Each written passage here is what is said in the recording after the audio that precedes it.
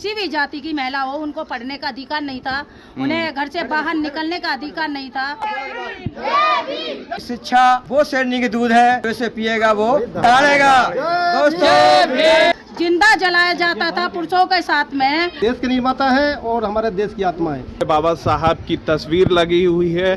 को शिक्षित बनो, संघर्ष करो और संगठित रहो। बाबा साहब ने समाज के लिए क्या किया, सबके लिए जो किया आज तक किसी ने नहीं किया। नमस्कार, आप देख रहे हैं न्यूज डिक्शनरी। इस समय हम मौजूद है दिल्ली के किराड़ी विधानसभा में और आज 14 अप्रैल है। पूरे देश में बाबा साहब की जयंती धूमधाम से मनाई जा रही है। बाबा साहब की जयंती मनाने के लिए जो विश्वास लोगों में है आज आपको दिखाते हैं। देखिए, भारत का संविधान जिससे भारत चलता है हाथ में लिए हुए हैं और पीछे बाबा साहब की तस्वीर लगी हुई है किराड़ी विधानसभा में। और लोगों में जैसे गौरी शंकर इनकलेव में लोगों में जैसे जैसे चेतना जाग रही है बाबा साहब के प्रति, उनके विचारों के प्रति, और लोग जागरूक हो रहे हैं कि बाबा साहब ने जो अधिकार हमें संविधान के जरिए दिया है उसका क्या महत्व है। मैं डॉक्टर BL आनंद और बाबा साहब का मैं बड़ा अनुयायी हूँ और बाबा साहब के प्रेरणा से बहुत कुछ हमने सीखा, अपने बच्चों को सिखाता हूँ और बहुत कॉलोनी वालों का सहयोग है, संतोष है और हमने उसी सबके सहयोग से बाबा साहब जन्मदिन का अवसर प्रदान। बाबा साहब जो थे, बाबा साहब समता और समानता अधिकार और सबको सम्मान का अधिकार, ये सम्मान का अधिकार। सब लोगों को डॉक्टर में बनाना चाहिए जिससे कि लोग जागरूकता फैले, लोग जाने कि बाबा साहब ने समाज के लिए क्या किया, सबके लिए जो किया आज तक किसी ने नहीं किया। बाबा साहब ने 3 चीजें कही थी, शिक्षित बनो, संगठित रहो, संघर्ष करो। दूसरी बात ये कही थी कि शिक्षा वो शेरनी की दूध है, जो इसे पिएगा वो डालेगा। दोस्तों,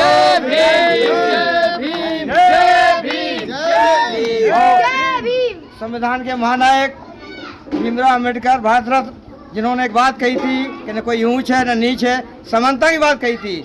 आज देश में जो ये प्यारे शख्स थे जिन्होंने अपनी विचारधारा को संविधान के माध्यम से समाज में वो प्रेरणा दी है, जो जागरूक लोग हैं वो चीज को मानते हैं, समझते हैं। आज 14 अप्रैल 1891 को इनका जन्म हुआ था। मध्य प्रदेश के मऊ में हम बड़े हर्षोल्लास से इनकी आज जयंती मना रहे हैं और लोगों में प्रेरणा दे रहे हैं कि बच्चों को शिक्षित बनाओ और उनके नियमों का पालन करो। शिक्षित बनो, संघर्ष करो और संगठित रहो। ये 3 चीजों पे बहुत जोर दिया था। जय भीम, नमो बुद्धाय। सबसे ज्यादा तो महिलाओं के लिए उन्होंने अधिकार दिया था। महिलाओं का, किसी भी जाति की महिला हो उनको पढ़ने का अधिकार नहीं था, उन्हें घर से बाहर निकलने का अधिकार नहीं था, उन्हें जो है काम करने का अधिकार नहीं था, कमा के खाने का अधिकार नहीं था।